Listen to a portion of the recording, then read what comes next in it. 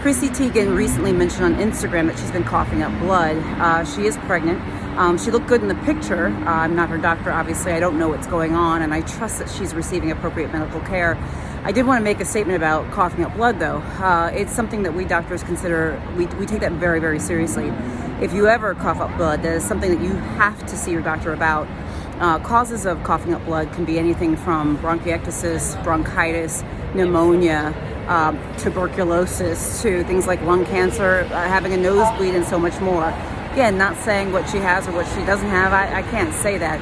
But I'm just letting you guys know, coughing up blood is not something that we take lightly. You got to see your doctor right away if this is something that's going on, okay? And by the way, not all coughing up blood is bad, but it has to be looked into.